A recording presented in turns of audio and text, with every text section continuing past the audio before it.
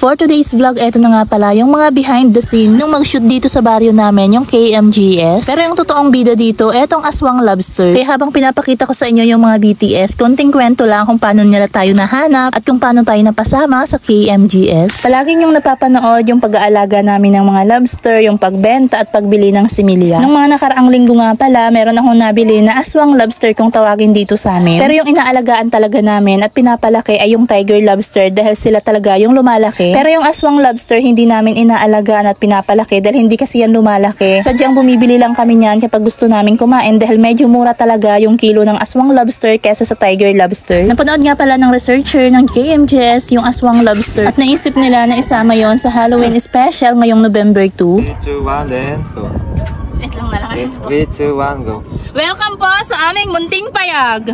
At mapunta na nga pala tayo dito sa shoot namin dito sa payag. Itong shoot nga pala ay ginawa ng isang araw mahigit. Sa isang araw mahigit na shoot namin yung napanood nyo lang sa TV o yung naipalabas lang. Siguro lampas 3 minutes lang. Napakadaming part yung hindi na ipakita pero ganun talaga kahit nga sa vlogging ganun na ganun din. Napakatagal ng pag-video namin, ng paggawa ng content pero yung pinapakita namin dito, yung ina-upload namin 3 minutes lang din. Tapos kapag short video, minsan 30 minutes lang o kaya naman 20 minutes. Kung papanoodin sa TV o kaya sa cellphone, parang napakadali lang. Parang hindi ma-effort pero sa totoong buhay. Pagod, gutom, puyat. At kailangan talagang paglaanan ng oras. Ganon na ganon sa mundo ng vlogging lalong-lalo na kung gumagawa ka talaga ng quality content. Ito nga pala yung kinabukasan na shoot. Niluto na namin dito yung mga Aswang Lobster. Nilagyan na din ako dyan ng mic dahil sinimulan na din yung pag-interview sa akin ng producer. 2 putahe nga pala yung pinaluto sa amin ng producer. Etong isa, lumpiang lobster na sayang hindi din na ipakita sa TV. Isa pa.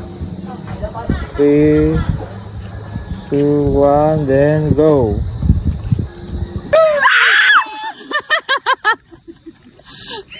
Oh, yung gulat ko na.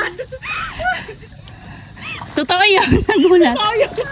Pasado alas 4 na nga pala ito ng hapon at sa wakas kaunti na lang matatapos na kami. Yung pinaka-last nga pala na shoot, papatikim namin yung niluto kong Aswang Lobster with garlic butter sauce at lumpiang lobster. At yung bida naman dito mga kababaryo ko dahil sila yung titikim. Sino-sino nga pala sa inyo yung nakapanood sa amin sa KMGS at saan lugar kayo? Grabe talaga hindi ko inaakala o sumagi sa isip ko na mapapanood kami sa TV. Hindi lang isang beses, hindi lang 2 beses, kundi 3 beses. Last year nga pala yung pinakauna sa GTV sa Dapat Alam Mo, hosted by Kim Atienza at Susan Enriquez. Yung pangalawa naman sa TV5 nitong October lang sa kwentong Mark Logan. At ngayong November 2 pinalabas tayo sa GMA sa KMJS. Kaya sobra-sobra din ako nagpapasalamat sa inyo sa suporta nyo at hindi nyo ako iniiwan hanggang sa huli. Siya, malangsa.